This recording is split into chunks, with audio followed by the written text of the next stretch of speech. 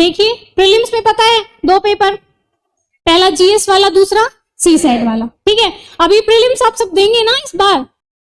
No, कोई कोई देगा, कोई कोई नहीं देगा, है? देंगे, अच्छा ठीक है। पहला पेपर जीएस वाला, ठीक है, और दूसरा पेपर सीसेट वाला।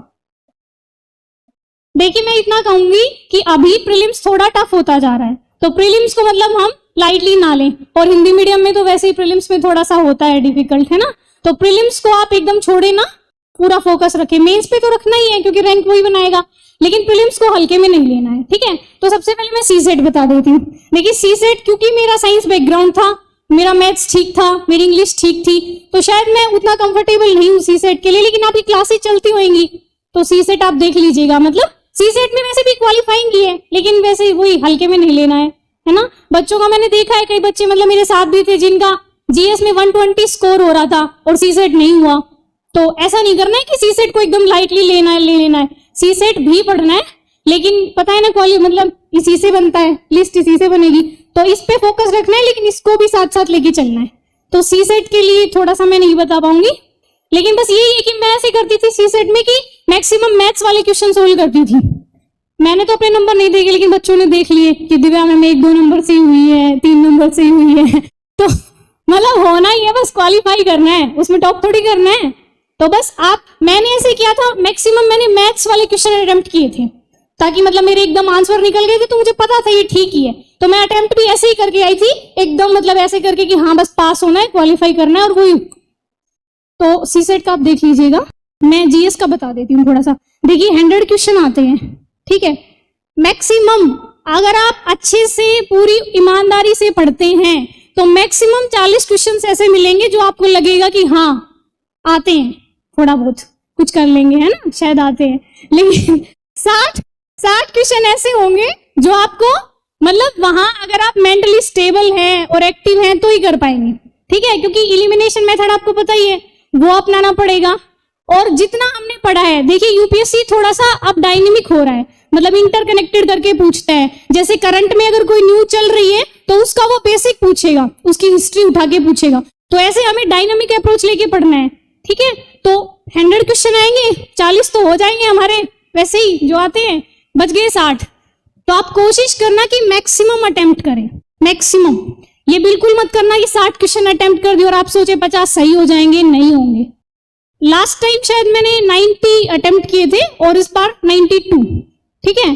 तो कोशिश करना कि जितने ज्यादा हो सके, मतलब कोई क्वेश्चन अगर ऐसा है कि एकदम ब्लैंक है, मतलब लग रहा है कि देखा ही पहली बार है और कुछ भी नहीं हो सकता है, तो सिर्फ आप उसको छोड़िए। अगर कहीं आपका 50-50 हो रहा है एलिमिनेशन से, या आपको लग रहा है कि थोड़ा बहुत शायद आता है, तो रिस्क ले लीजिए, ठीक है।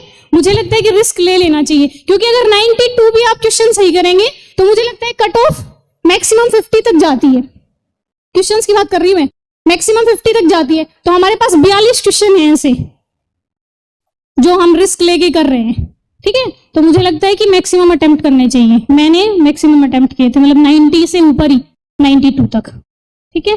प्रीलिम्स के लिए यही। और प्रीलिम्स के लिए देखिए, प्रीलिम्स जब आपका प्रीलिम्स है उससे कम से कम मुझे लगता है 4 महीने पहले, 3-4 महीने पहले आप एकदम प्रीलिम्स पे फोकस हो जाइए। मैंने जब अपनी प्रिपरेशन स्टार्ट की थी तो आई थिंक अगस्त 2020 मतलब कुछ ऐसा था, और प्रीलिम्स था उस टाइम जून में, लेकिन वो कोविड की वजह से पोस्टपोन हो गया था, तो थोड़ा टाइम मिल गया था एक्स्ट्रा, शायद अच्छा था लक इसलिए। तो मतलब अगर आपका इस बार मई में है तो आप उस हिसाब से मतलब कैलकुलेट करके 3-4 महीने पहले से एकदम प्रीलिम्स पे फोकस, एकदम प्रीलिम्स पे। क्योंकि अगर प्रीलिम्स हो गया तो प्रीलिम्स के बाद भी हमें 3 महीने मिलते हैं, मतलब इतना अगर हमने पढ़ा हुआ है तो हम उस 3 महीने में भी बहुत कुछ पढ़ सकते हैं। तो प्रीलिम्स को एकदम हल्के में ना ले। मैं मतलब लिटरली बता रही हूँ, जब मेरा प्रीलिम्स हो गया था तो मुझे ये लगता था कि इस बार मेंस ना दूं, क्योंकि मेंस की तैयारी नहीं है उतनी अच्छी, मुझे लगा कि नहीं होएगा मेंस तो। लेकिन जब मतलब वो 3 महीने अच्छे से प्रिपरेशन की और पूरी मेहनत की तो हो गया, है ना।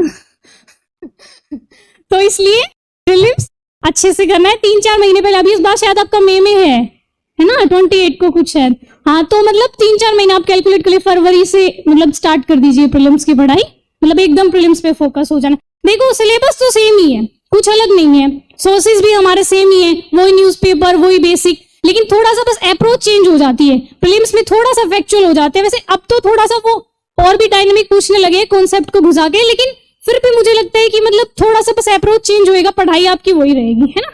तो प्रीलिम्स आप 3-4 महीने पहले से शुरू कर दीजिएगा।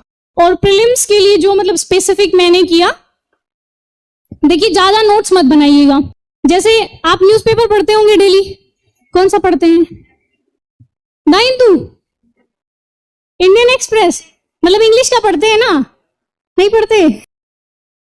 मतलब देखिए थोड़ा सा मुझे ऐसा लगता है कि इंग्लिश का पढ़ लेना चाहिए, क्योंकि शुरू में थोड़ी सी दिक्कत आती है। जब मैंने हिंदू शुरू किया था, एकदम शुरू में जब मेरी प्रिपरेशन शुरू हुई, तो मेरे को शायद 3 घंटे लगते थे, 3 घंटे लगते थे, और मैं हिंदू में लगाती थी 3 घंटे, क्योंकि मुझे ये जो फोबिया होता है कि हाँ इंग्लिश वाले हिंदू पढ़ रहे हैं, हम नहीं पढ़ रहे हैं, तो मुझे लगता है हिंदू पढ़ लेना चाहिए। मतलब वेदर हिंदू और इंडियन एक्सप्रेस आप कोई भी प्रीफर कर सकते हैं, लेकिन एक बार इंग्लिश का देख लेना चाहिए। मैंने क्या किया था, जैसे शुरुआत में मैंने 3-4 महीने पढ़ा था हिंदू, मतलब मैं मंगवाती थी गांव में और पढ़ती थी उसको, लेकिन उसके बाद मुझे ये हो गया था कि हाँ क्या क्या इंपॉर्टेंट है, मुझे पता चल गया था जब मैंने इतना टाइम दिया। तो फिर मैं उसका बस एनालिसिस देख लेती थी यूट्यूब पे। मतलब आप किसी का भी देख लीजिए, जो भी आपको अच्छा लगे, मैं कोई प्रीफर नहीं करूंगी, जो भी आपको अच्छा लगे आप 1-2 दिन देख लीजिएगा। एनालाइज आप जब देखते हैं तो उससे क्या फायदा होता है, एक तो आपको पहले से पता है कि क्या क्या इंपॉर्टेंट है, दूसरा जब हम सुनते हैं कोई चीज और सामने वाला समझाता है तो ज्यादा याद रहती है।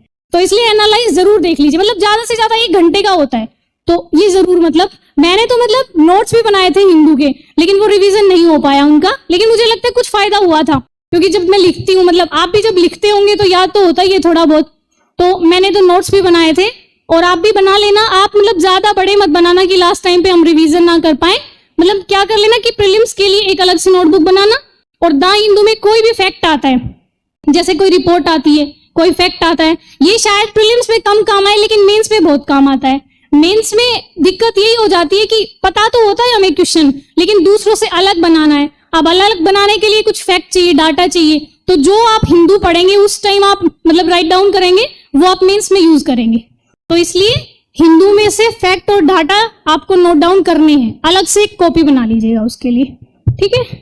और एक प्रीलिम्स के लिए क्विज मुझे लगता है थोड़ा सा जरूरी है, मतलब मैंने बहुत की थी ऑनलाइन भी, टेस्ट सीरीज पे तो मैं बताऊंगी बाद में, क्विज भी मैंने की थी ऑनलाइन, दृष्टि की वेबसाइट पे भी आती है, आप वहां देख लीजिए, या कहीं भी जहां भी आपको अच्छा लगे यूट्यूब पे, अगर मतलब प्रीलिम्स के हिसाब से कोई क्विज हो रही है तो क्विज कर लीजिएगा, उससे मतलब थोड़ा आइडिया हो जाता है। जैसे हिस्ट्री में अगस्त प्रस्ताव है, उसको हम पढ़ लेते हैं कि ये बातें थी 3-4, लेकिन जब क्विज होती है तो वो अपने हिसाब से बनाते हैं, तो उस टाइम हमें ये पता चलता है कि हाँ ये वाला पॉइंट हमसे छूट गया था, ये रक्षा की जगह वो विदेश लिख देते हैं, और मतलब संविधान सभा में किस किस को शामिल करेंगे तो वो थोड़ा सा घुमा फिरा देते हैं। तो जब हम क्विज करेंगे तो पता चल जाएगा कि शायद ये पॉइंट हमसे छूट गया था, तो इसलिए क्विज जरूरी है, ठीक है। और टेस्ट सीरीज प्रीलिम्स से मतलब मैंने शायद 60 लगाए होंगे, 60 मतलब टेस्ट किए थे मैंने, ऐसे तो नहीं दिए कहीं टेस्ट, मैंने मतलब ले लिए थे वहीं से, और मतलब प्रिंटेड, और मैं बस कर लेती थी और फिर मैच कर लेती थी, और फिर उसका जो भी सॉल्यूशन था, जो मुझे नोट डाउन करना होता था वो नोट डाउन।